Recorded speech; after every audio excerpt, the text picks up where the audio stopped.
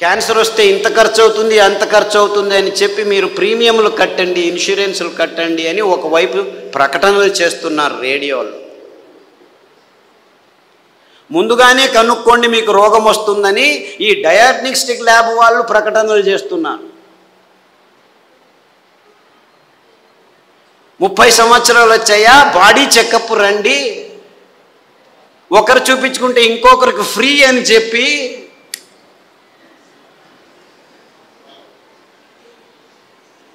అంటే మీ భయాన్ని అమ్ముకునే ఈ భయంకరమైన సమాజాన్ని మనం నిర్మిస్తున్నామని మనకి ఎవ్వరికీ తలకపోవట్లేదు.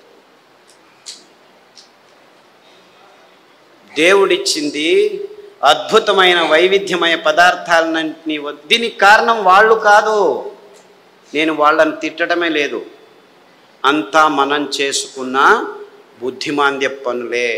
వాళ్ళు ఇస్తున్న కాఫీలు, వాళ్ళు ఇస్తున్న టీలు, వాళ్ళు ఇస్తున్న పాలు, వాళ్ళు ఇస్తున్న చక్కెర, వాళ్ళు ఇస్తున్న గోధుమ, వాళ్ళు ఇస్తున్న వరి బియ్యం, వాళ్ళు ఇస్తున్న సండే యా మండే కావో అండే అని చెప్పి తెందుల్కర్ వచ్చి జాహీరాతు.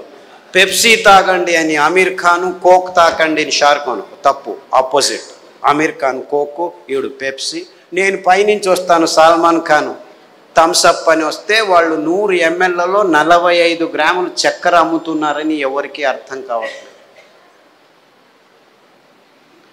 వేల కోట్ల రూపాయలు ఖర్చు పెట్టి డ్యాములు కట్టి నీళ్లను పోగు చేసి చివరకు పెంచేదేమిట్రా మనం అంటే ఈ చెరుకు నుంచి వచ్చే చక్కెర తింటే 1 గ్రాము తింటే మీ రోగ నిరోధక శక్తి 6 నెలలు మాయమైపోతుంది.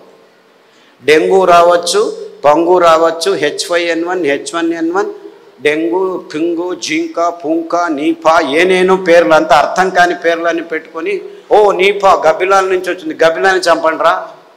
డెంగ్యూ దోమల నుంచి, దోమల్ని చంపండిరా. పక్షి జ్వరం, అక్కి. కోళ్ళ జ్వరం, కోళ్ళని చంపండి.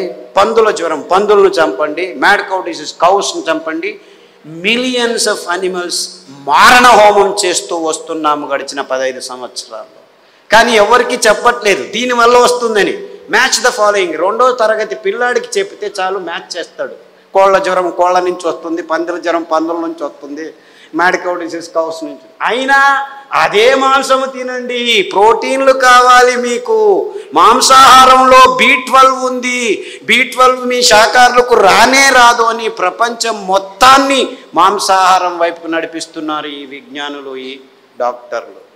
ఆవలిస్తే చాలు మీకు B12 వస్తుంది. సూక్ష్మజీవులు మీ నోట్లో 100,000 రెట్లు ఎక్కువ ఉన్నాయి. మీ దేహంలో ఉన్న జీవకోశాల కంటే ఈ లాక్టోబాసిల్లస్ 70% ఉంది. ప్రతి ఒక్క బ్యాక్టీరియా, మీరు పిల్లాడికి పాలు తాపుతారు కదా, ఆ పాలు పెరుగుగా మారేదానికి పొట్టలో లాక్టోబాసిల్లస్ ఉంది. ఆ లోపల అవుతున్న పెరుగు నుంచే విటమిన్ B12 వస్తుంది. అంటే మీరు చిన్న పిల్లాడికి పాలు ఇచ్చినప్పుడే విటమిన్ B12 తయారయ్యేదానికి, తయారు చేసేదానికి జీవితాంతం ఆ లాక్టోబాసిల్లస్ని మీరు పెంచుతున్నారు. ఈ విషయాన్ని ఎవరు చెప్పట్లేదు. అందరూ B12 ఇంజెక్షన్లు తీసుకోండి, ట్యాబ్లెట్లు తీసుకోండి అని చెప్పడం మొదలుపెట్టారు డాక్టర్లు. ఇంత మోసం చేస్తున్నారు. అంటే మీరు నువ్వుల పాలు, కొబ్బరి పాలు తాగితే చాలు, మీరు లోపలే B12 తయారవుతుంది, అక్కడ బ్యాక్టీరియా ఉంది. లేదు, పెరుగు చేసుకోండి కొబ్బరి పాలతో, ఒక 2 చెంచాలు తినండి వారానికి, చాలు B12 వస్తుంది. ఎంత మోసం చేస్తుంది. ఇప్పుడు ఈ కొత్త స్కామ్ ఇది. B12, vitamin D. అందరూ సాఫ్ట్వేర్ వాళ్ళందరూ లోపల 6 గంటలకు పోయి 12 గంటల వరకు కూర్చొని ఉన్నారు. వేల మంది, లక్షల మంది. వాళ్లకు సూర్యుడు దొరకకుండా విటమిన్ D తక్కువ అవుతుంది, లోపల కొలెస్ట్రాల్ విటమిన్ Dగా మారుతుంది. అది జరగట్లేదు కాబట్టి విటమిన్ D ట్యాబ్లెట్ రెడీ చేసాం, తీసుకోండి అందరూ. ఏం చెప్తే ఊరా వెధవా వెళ్ళి 1 గంట సేపు ఎండలో ఉండరా అంటే చెప్తే చాలు కదా. లేదు, ఇంకా సులభం. పుట్టగొడుగులు ఎర్గోస్టెరాల్ అని ఒక కాంపౌండ్ ఉంది, దానిని ఎండబెడితే 2 గంటలు అది విటమిన్ Dగా మారుతుంది. సో మీరు రావద్దండి, సాఫ్ట్వేర్లో అలా పని చేస్తూనే ఉండండి, పర్వాలేదు.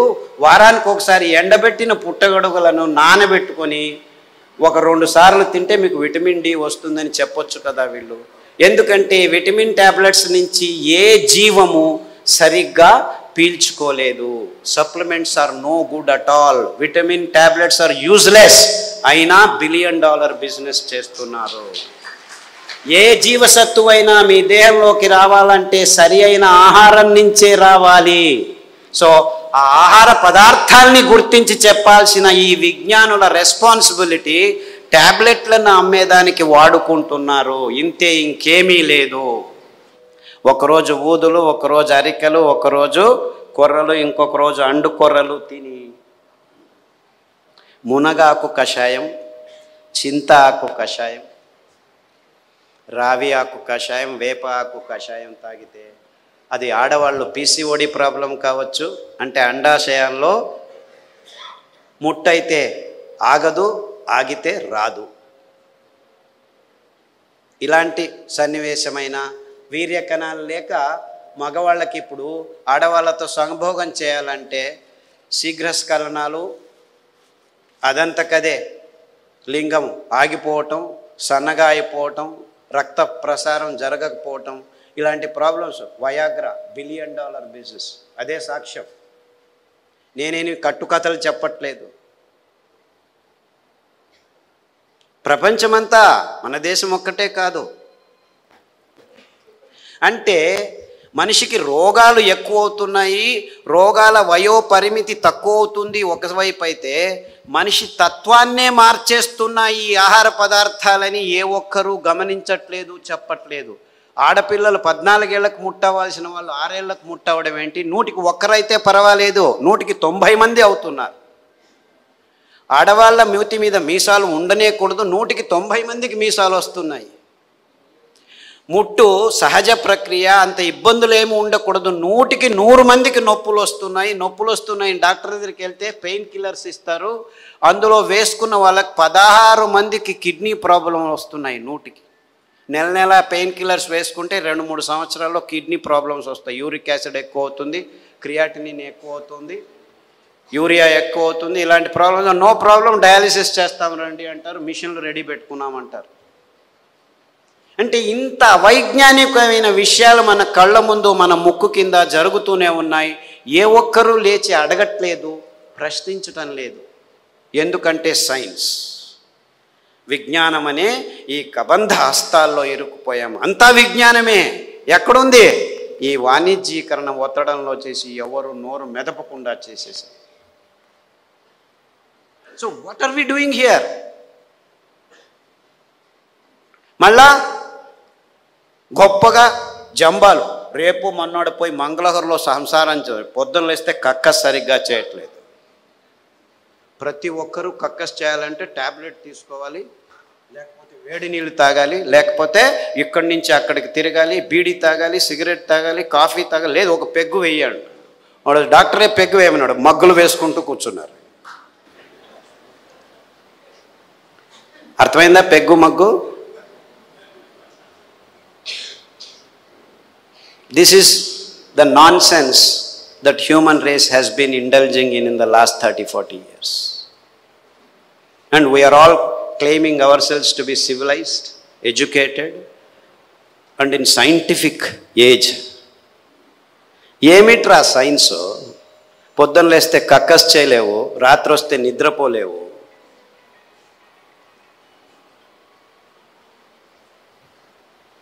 Where is your science? మళ్ళా నిద్ర రావట్లేదు, మనిషి యోగా చేస్తాను, కొంచెం యోగా అని కూడా.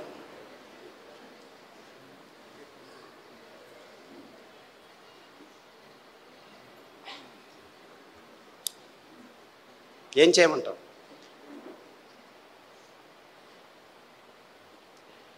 యోగా చేసి నిద్ర రావట్లేదు, ట్యాబ్లెట్ వేసుకున్నా నిద్ర రావట్లేదు.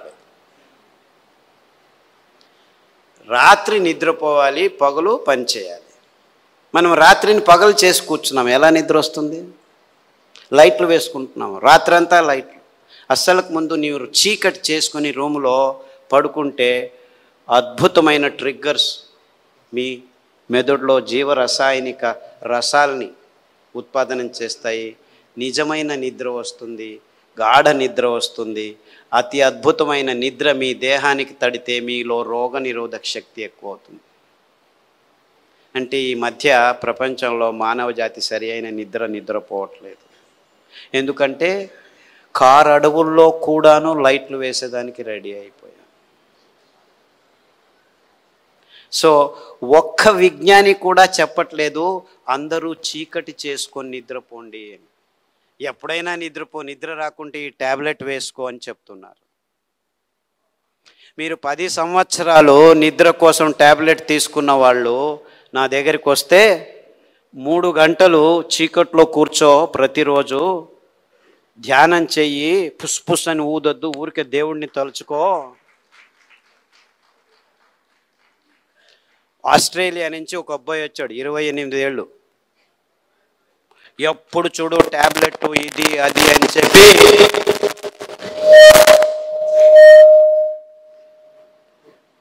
నరాలు వణుకుతూ నిద్ర లేక, నిద్రకు ట్యాబ్లెట్లు తీసుకుంటే నిద్ర రాక, చివరకు భోజనం చేసేదానికి వేళ్ళు వంగక అతి భయంకరమైన స్థితిలో వచ్చాడు. నిద్రపోయి 30 రోజులైంది. ఇలా కళ్ళు ఇలా అయిపోయాడు. వాళ్ళ అమ్మ నాన్న ఎంతో బాధపడుతూ ఇలా అయిపోయాడు, ఆస్ట్రేలియాకి తీసుకెళ్ళాము, అమెరికాకి తీసుకెళ్ళాము, అన్ని మందులు ఇచ్చాము, ఏమీ కావట్లేదు. అరికలో రాత్రి నానబెట్టి ఉదయం నానబెట్టి ఉదయం వండిన గంజి రాత్రి వండిన గంజి ఉదయం తాగిపించండి. దానికి తోడు చన్న సాంబారు ఉల్లిపాయలు, ఎర్రగడ్డలు దంచి మజ్జిగలో వేసి ఆ మజ్జిగ తాగించండి. చీకటి గది చేసేసి బాగా గంజి తాగిపించి వాడిని లోపలికి వేసేసి తలుపు వేసేసి ఇంకా వాడి వైపు చూడకద్దండి అంటే, అయ్యో ఎలా అని చేయండి, 3 గంటల తర్వాత వెళ్ళి చూడండి అని చెప్పాను. అక్కడ బెడ్ కూడా వేయకండి అని చెప్పాను. 3 గంటలు తట్టుకోలేక ఆ తల్లి 1:30 గంటకే మెల్లిగా తలుపు తీసి చూస్తే వాడు బార్లా పడుకొని నిద్రపోయాడు. 3 రోజులు లేవలేదు. వాడు ఫోన్ చేసి లేవటమే లేదు, లేపి గంజి ఏమీ చేయొద్దండి, నిద్రపోనివాడు, 3 రోజులు కాదు 6 రోజులు నిద్రపోయినా ఏమి ఇబ్బంది లేదు అని చెప్తే 3 రోజుల తర్వాత లేచి కంప్లీట్లీ ఆల్ రైట్, మళ్ళా ల్యాప్టాప్ తీసుకుంటాను అంటాడు. వేధవా, ఆ ల్యాప్టాప్ నుంచే నీకు ఈ రోగం వచ్చిందిరా.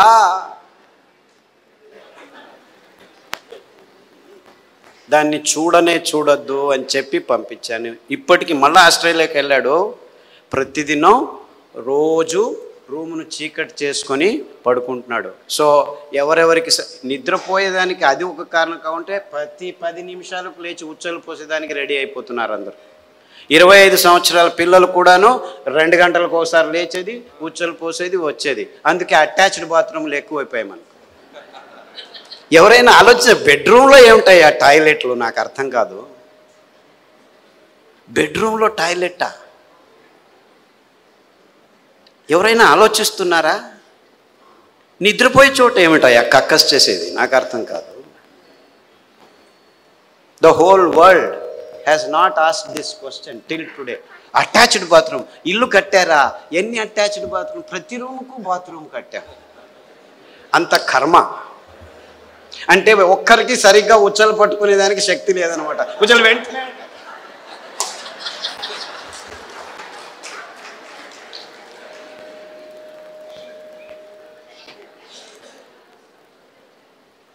అండుకొరల గంజి తాగండి, రాత్రి పడుకుంటే పొద్దున వరకు లేవాల్సిన అవసరం లేదు. In fact there have been zillions అని చెప్పాలి నేను. అంటే 100 మంది పెద్దవాళ్ళు, 60 ఏళ్ళు 50 ఏళ్ళు 70 ఏళ్ళు ఉన్నవాళ్ళు రోజు రాత్రి 2 గంటలకు లేచి ఉచ్చలు, అది ప్రోస్టేట్ ప్రాబ్లము, ఈ ప్రాబ్లము, ఏ ప్రాబ్లం అన్నా ఉన్నివ్వండి, అరికెల గంజి తాగండి. ఈ ఉల్లిపాయల కషాయం, అంటే యాక్చువల్లీ గ్రీన్ ఆనియన్స్ అంటారు. అంటే ఆనియన్ వేస్తే పచ్చగా వస్తాయి. ఆ ఆనియన్, గ్రీన్ ఆనియన్ షాలెట్స్ అంటారు. దాని కషాయం తాగండి, రావి ఆకు కషాయం తాగండి, గరిక ఆకు కషాయం తాగండి, కొబ్బరి నూనె, వేరుశనగ నూనె వారం మార్చి తాగితే 6 రోజుల్లో మీరు పూర్తి శాంతంగా సమాధానంగా 10 గంటలకు పడుకుంటే 5 గంటల వరకు లేవాల్సిన అవసరం లేదు.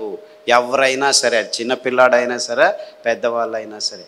అంటే సరిగ్గా నిద్రపోవటం కూడా మానవ జాతికి. 16 మంది ట్యాబ్లెట్ తీసుకుంటున్నారు, కానీ మిగిలిన వాళ్ళంతా ఈ సర్కస్లు ఏదో ఒకటి చేస్తున్నారు. చిన్నపిల్లల వరకు ఈ రోగాలు వచ్చేసాయి.